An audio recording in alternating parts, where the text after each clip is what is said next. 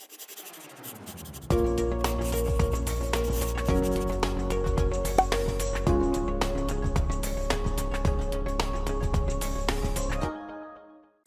everybody, welcome to our English class. I'm teacher Michelle. Olá pessoal, sejam bem-vindos a mais uma aula de inglês. Eu sou a professora Michelle. Hoje nós vamos falar de modal verbs, an introduction. Vamos fazer uma introdução sobre verbos modais, ou o que a gente chama de modal verb em inglês. O próprio nome já te dá algumas ideias do que é o verbo modal. Primeiro, verbo é uma palavra que expressa ação. E modal é uma palavra que indica um modo, uma forma, ele complementa, ele oferece uma ideia adicional à ação principal que está sendo desempenhada naquele contexto. Bom, nosso roteiro hoje, então, nós vamos primeiro, what is a modal verb? Uma definição do que é um verbo modal, explicar para vocês, fazer uma introdução desse conceito. Nós vamos ter várias aulas sobre esse assunto, tá bom? Fragmentado depois.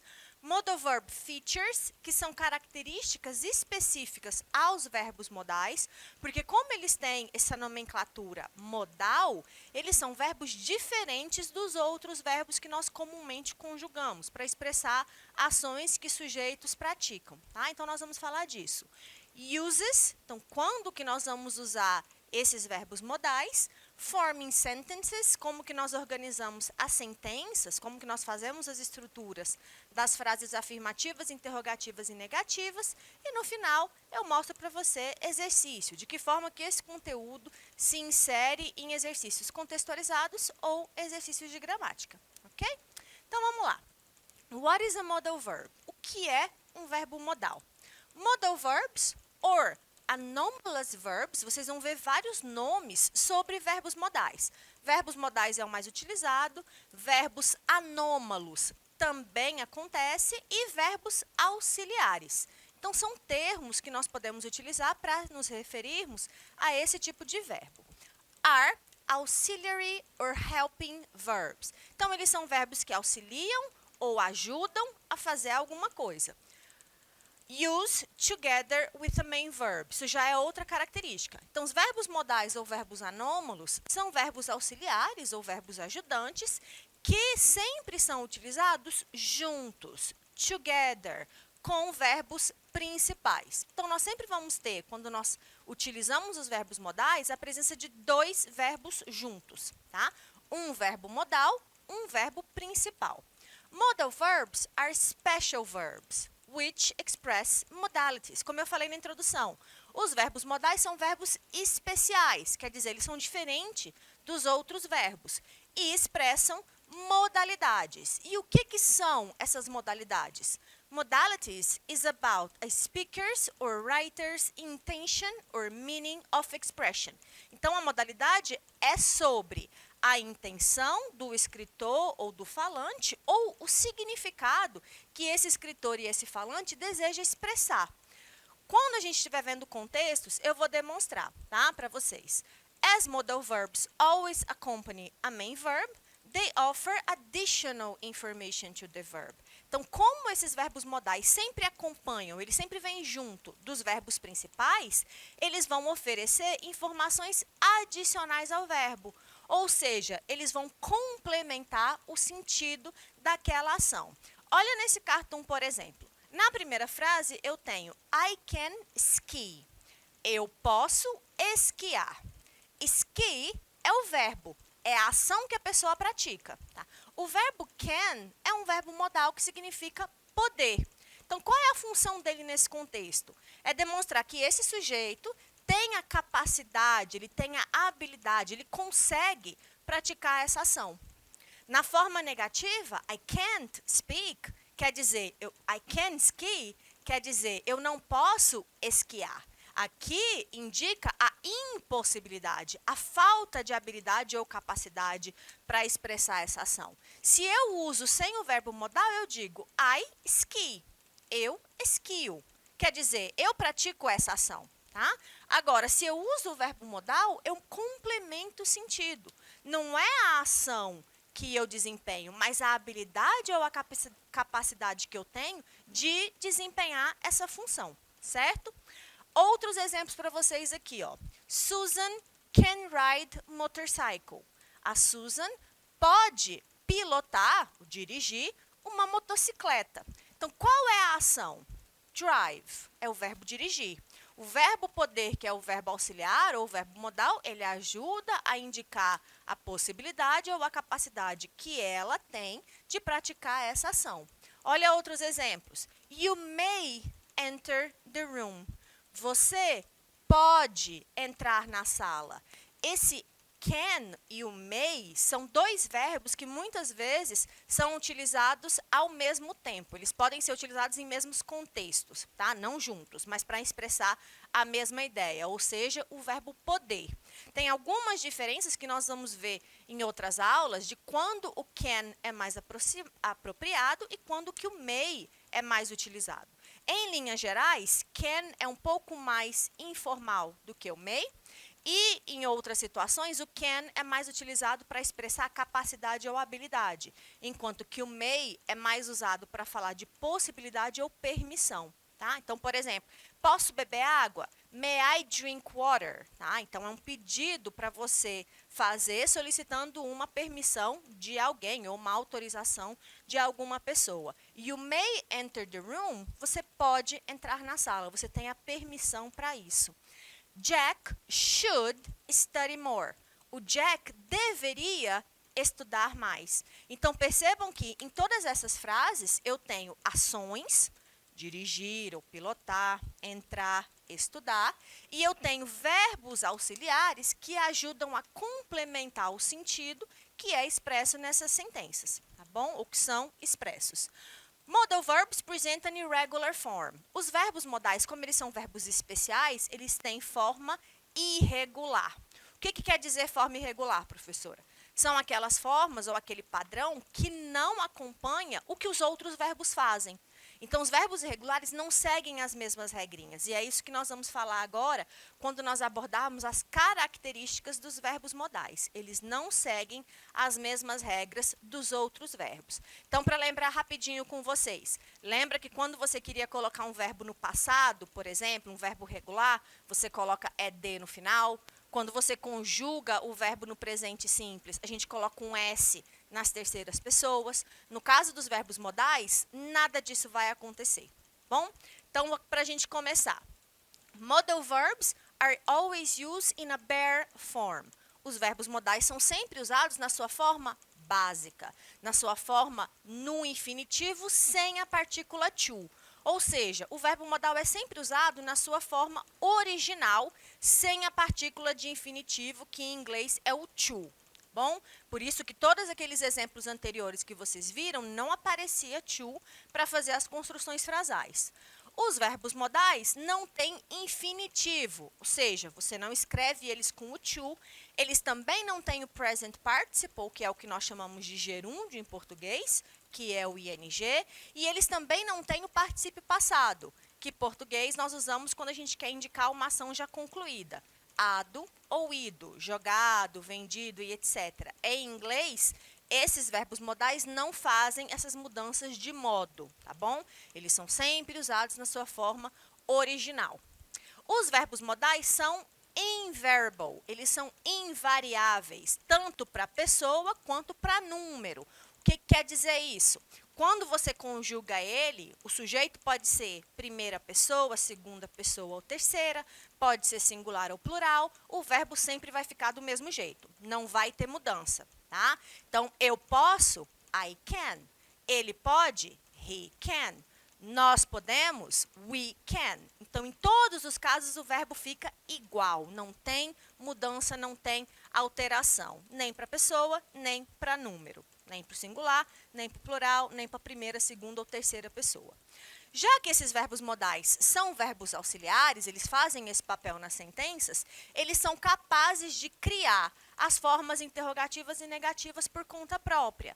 Ou seja, lembra quando a gente falava de presente simples e você queria fazer uma pergunta, a gente usava do ou does? No caso dos verbos modais, não precisa de outros verbos auxiliares, porque ele, que já é um verbo auxiliar, tem a capacidade de criar as perguntas e as negações. Os verbos modais, eles são usados, como já foi mencionado, para expressar diferentes sentidos. Eles complementam as ideias que são oferecidas pelas ações, pelos verbos principais na sentença. As principais ideias, ou os principais sentidos que eles oferecem são esses aqui. Possibility, a possibilidade. Ability, a habilidade, quer dizer, você consegue fazer alguma coisa, você tem a capacidade de desempenhar um papel ou de fazer uma ação. Permission é a permissão. Obligation, obrigação. Deduction, dedução. Então, quando você supõe a respeito de alguma coisa, você deduz sobre algo, então nós usamos o verbo modal para isso. Advice, que é conselho ou sugestão, recomendação. Future, futuro, e condition, condição. Essas são as principais ideias expressas pelos verbos modais. De novo, mais exemplos para que vocês consigam entender essa noção desse conteúdo, tá? She can speak 3 languages. Ela pode falar 3 idiomas, ou seja, ela tem essa habilidade, ela tem esse conhecimento linguístico, essa capacidade cognitiva de se comunicar em 3 idiomas diferentes. May I leave early today? Eu posso ir embora mais cedo hoje, ou eu posso sair mais cedo hoje? Então, é pedido de permissão ou autorização.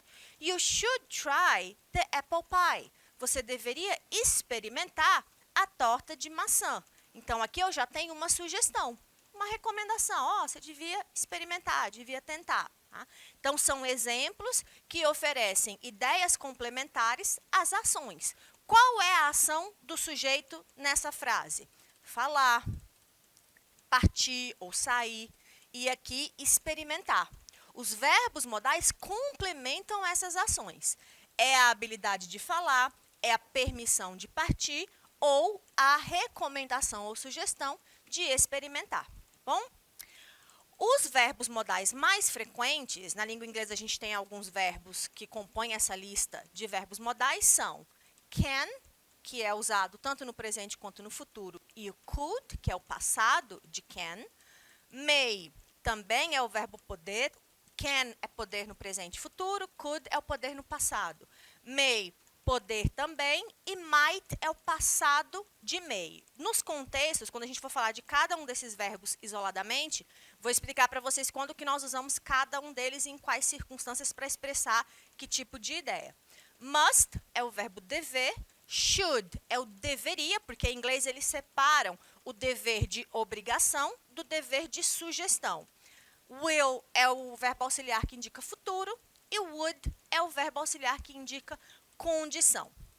Os verbos modais, um lembrete para vocês, são verbos auxiliares ou verbos anômalos, sempre acompanham um verbo principal, não requerem ajudantes ou verbos auxiliares adicionais e eles são capazes de criar por conta própria as frases negativas e interrogativas. E por que a gente fala isso da capacidade de criar pergunta e negação?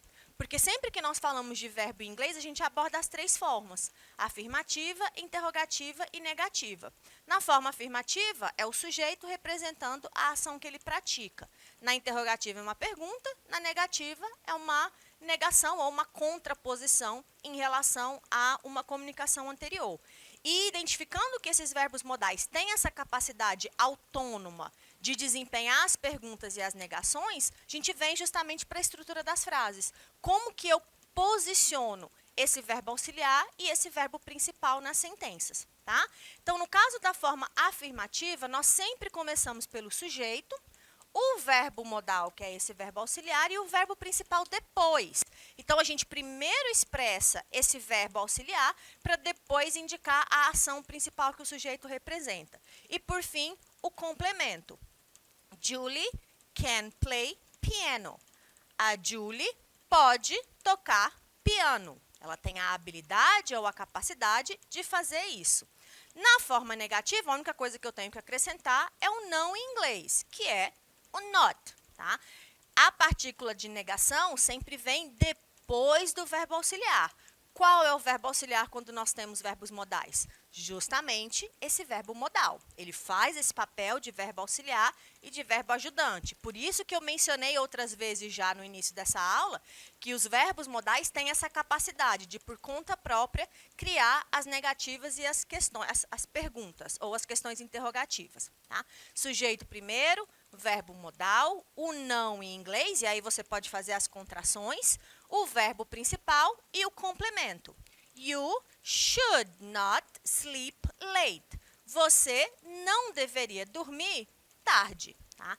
Should not pode ser contraído. A contração seria exatamente shouldn't. O que é a contração? É quando você junta o verbo auxiliar com a partícula de negação em inglês not.